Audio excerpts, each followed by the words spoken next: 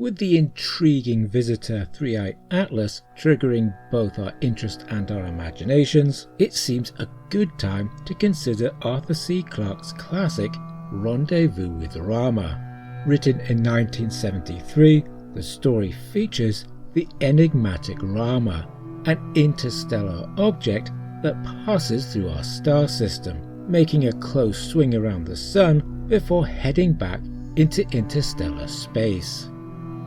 But Rama is not a natural object. Instead of a comet or an asteroid, 22nd century mankind find they are faced with a gigantic alien spacecraft.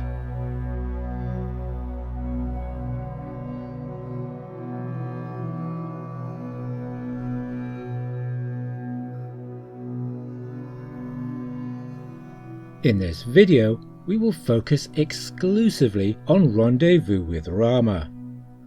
There were of course 3 sequels, co-written by Gentry Lee, or to be more precise, written by Gentry Lee with input from Arthur C. Clarke. These were Rama 2, published in 1989, The Garden of Rama, 1991, and Rama Revealed, 1993.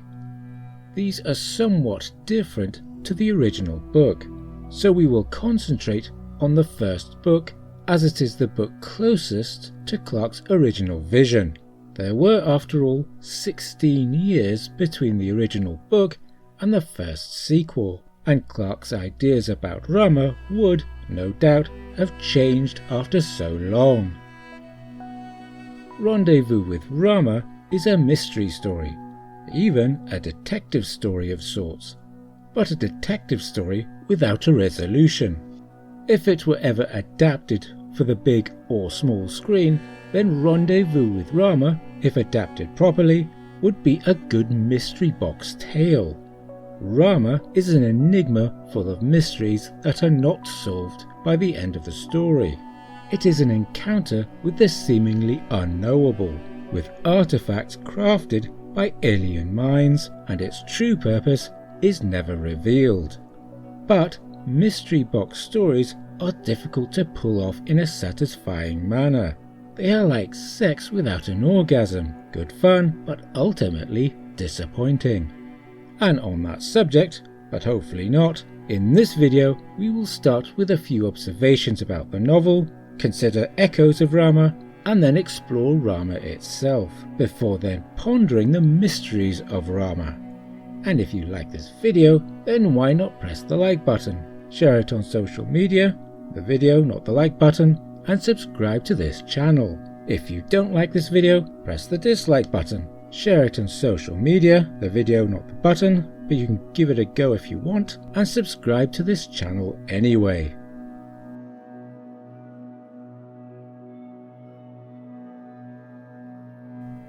There are 3 observations we can make about the future world of Rendezvous with Rama. One is the culturally mixed names: Jimmy Pack, Ravi McAndrews, Boris Rodrigo. One might point out that such mixing has always been common. The name David McTaggart, for example, might seem a perfectly ordinary Scots name. But David is Hebrew, and McTaggart is Irish Gaelic.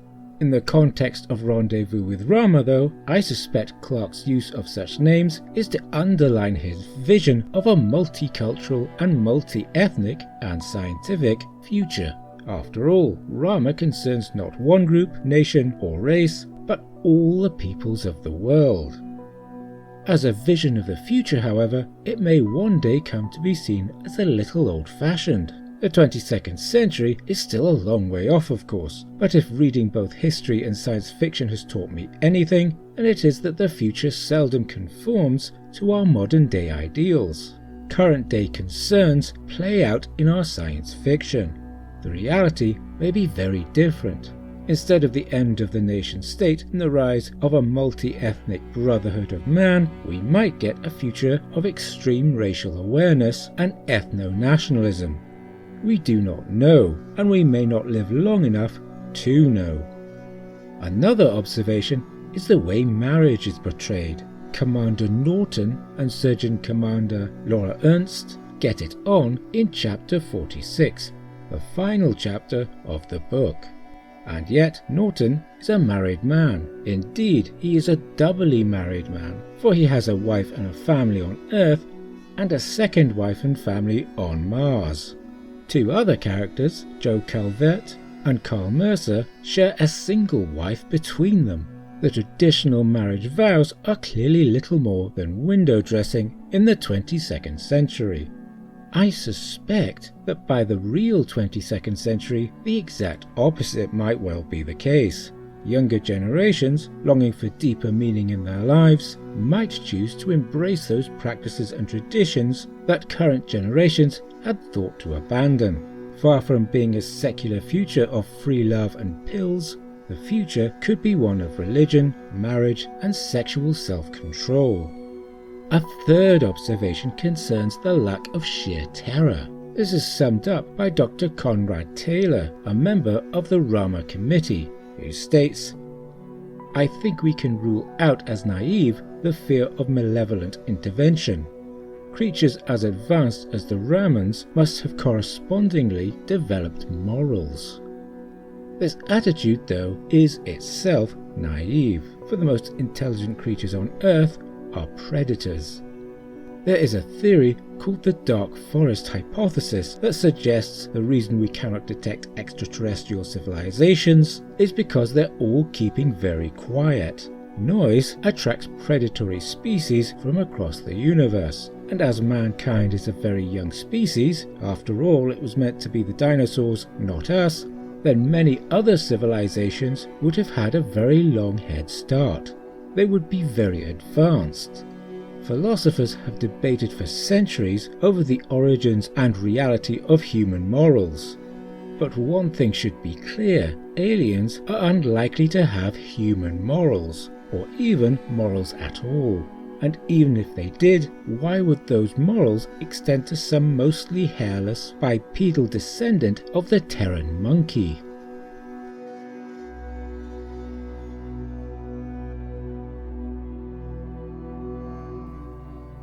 The name Rama comes from the Hindu god, the ideal man, the embodiment of Dharma, and the seventh avatar of Vishnu. His wife was Sita. He is the hero of the epic, the Ramayana. According to Rendezvous with Rama, when it came to naming the newly discovered interstellar intruder, the catalogue had run out of Greek and Roman names, and so the powers that be turned to Hinduism. Anyone following the progress of Three-Eye Atlas will find echoes in the arrival of Rama. It is a very strange object.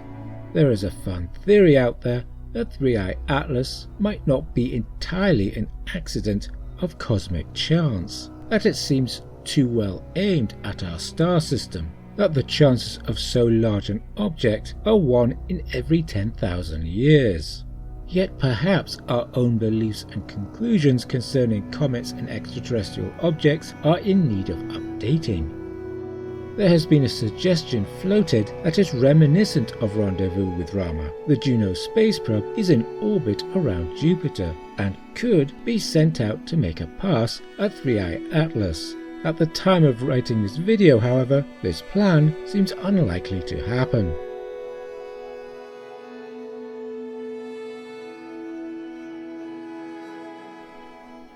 Initially named Object 31/439, Rama arrives at a speed of more than 100,000 kilometers an hour. It is a featureless cylinder, 50 kilometers long, with a diameter of 20 kilometers. It has an axial rotation of 4 minutes, creating a reasonably useful artificial gravity through centrifugal force. Sorry, Professor Davidson, centrifugal inertia. Its mass is calculated at 10 million tons, or, if we are using the proper meaning of the word billion, 10 billion tons, which is a lot. It has an internal space of about 40,000 square kilometers, for Rama is hollow, and at its front end there are small structures inviting human attention. As Rama's approach has been detected rather late in the day, mankind has little time and few proper resources with which to rendezvous with and explore this giant alien visitor. The Solar Survey research ship Endeavour is diverted from its original mission and given 3 weeks to learn all that can be learnt. Once in place, its crew, under the command of Commander William Norton of Brisbane, Australia, face the daunting task of being the first humans to board a gigantic alien spacecraft and possibly come face to face with an extraterrestrial species.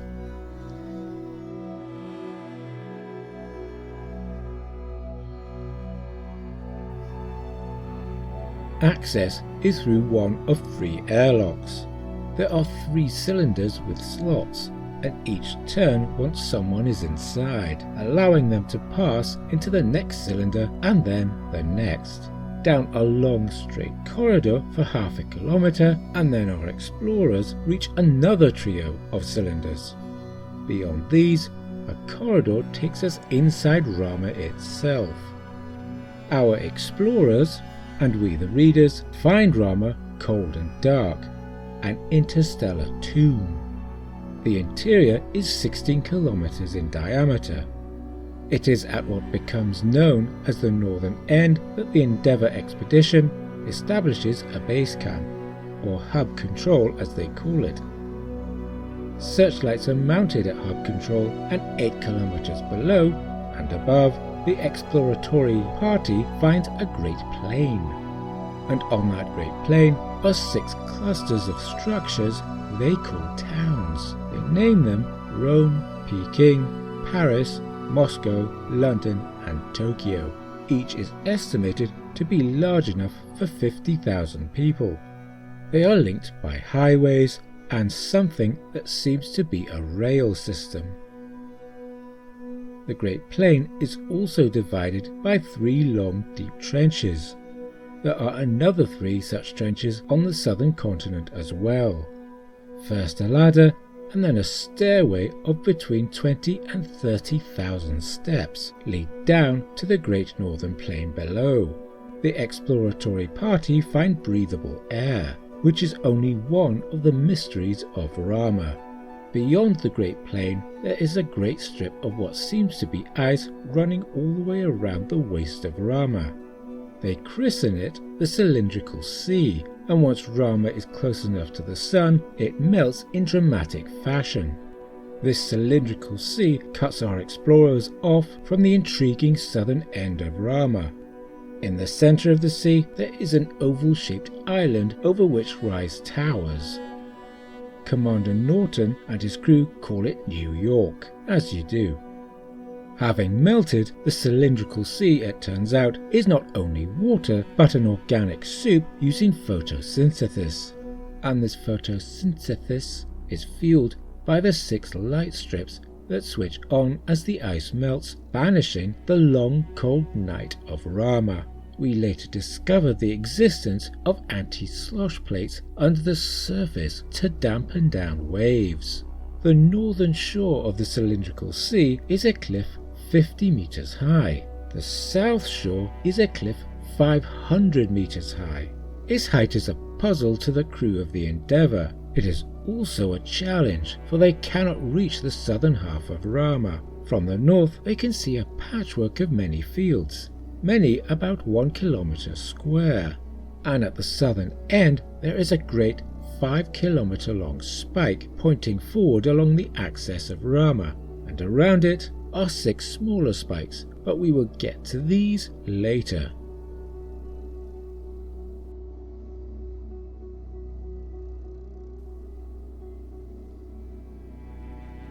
We the readers get close to only 3 of the towns aboard Rama: Paris, New York and London. These are not towns in any realistic sense, but giant factories or processing facilities. Paris, 8 kilometers from Stairway Alpha, is a cluster of hundreds of rectangular structures 35 meters in height. They have neither windows nor doors. Between them are wide streets. Those streets have grooves running along them like tram rails, and they lead into various buildings. New York stands on its oval island in the cylindrical sea.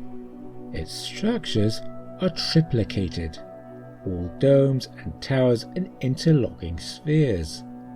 New York is clearly designed to aid and process the organic soup of the cylindrical sea. London, only 4 kilometers away from Stairway Beta, is different from Paris. It is a collection of cylinders linked by pipes to what the Endeavour party believe are pumping stations. It is in London that Commander Norton has a hole cut into one of the buildings. Inside, they find what they theorize is a catalogue of objects that Rama's systems can reproduce.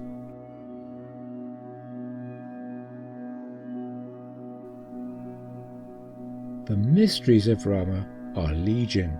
On the moon, there is based the Rama Committee, who discuss Rama and its mysteries. One theory put forward is that Rama is an ancient alien space ark. But at some point over the course of the hundreds of thousands of years Rama passed through the galaxy, something went wrong. Samples taken from inside Rama and analysed have revealed a sterile environment without even a single microorganism, which supports the theory of a dead Rama. And yet Rama seems fine-tuned for human habitation, which the sequel books run with later. There is breathable air. There is artificial gravity. Once the cylindrical sea has melted, the oxygen content inside Rama increases. And yet the sea is not large enough for such an increase. So where does the extra oxygen come from? The melting of the cylindrical sea is a catalyst for much of the Raman activity we witness in the later part of Rendezvous with Rama. The giant strip lights are activated. Strange biological robots, dubbed biots by the crew of the Endeavour, emerge and start cleaning and searching for something, and the engines thunder into life. This brings up the question of a power source, and how that power source can still be operative after so long. As Commander Norton notes, Rama is very clean and everything about its interior suggests a newly built structure. These biots might well be the Raman equivalent of housekeepers.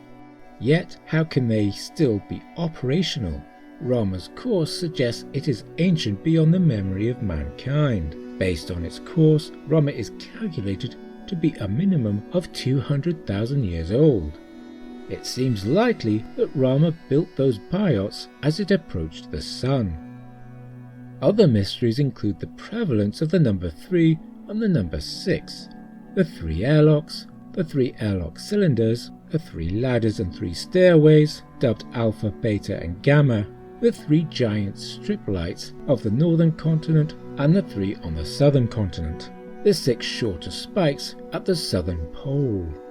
These spikes surround a great central spike or big horn, and it and they give quite the lightning show when Rama needs a change in trajectory. This is a part of its power plant, even its space drive propulsion system. That Rama has a propulsion system explains the 500 meters of the southern cliffs, for as Rama's speed increases, so the waters of the cylindrical sea mount up at the southern shore, rising up. At any greater speed, that water would rise higher and spill over the cliff to flood the southern continent. And as we are now on that southern continent, we face the many puzzles presented by its strange fields. Each is about 1 kilometer square, and yet they differ in design. On Earth, fields are for growing food or keeping livestock, or even sport. We can only suppose Rama's fields have a similar function. By the conclusion of Rendezvous with Rama, we find that Rama has swung by the sun to gather energy for its voyage, before then heading out of the solar system. A Rama Committee member, Dr. Carlisle Pereira, points out that Rama's orbit is aimed so accurately at the solar system that coincidence seems ruled out. Some have said that the course of 3i Atlas is similarly well aimed, but this leaves us with unsettling conclusions and unanswered questions about Rama, such as who built Rama and why, where did it come from and where is it going, who was it built for, and why was it apparently aimed for our star system. That Rama passed through our star system without stopping suggests it was not built with mankind in mind. After leaving the solar system, Rama would probably cool and go dark once again, making it unsuitable as an ark for human colonists. The warning whistles and light show witnessed by Commander Norton as he and his crew depart suggest whatever intelligence manages Rama wanted the human interlopers to leave before Rama made its closest approach to the sun. Perhaps what gives the story its power is the sense of Rama being beyond human understanding, a giant alien enigma designed without mankind in mind. And yet, as Pereira later remembers, those who built Rama like to do things in threes.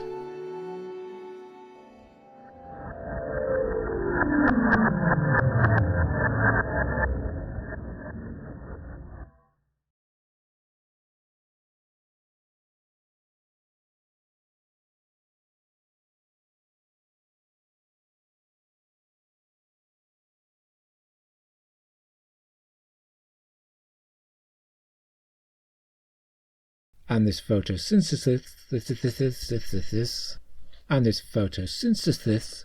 I can't even say this word. Synthesis. I'm talking snake language. And this photosynthesis, oh dear God. And this photosynthesis, synthesis,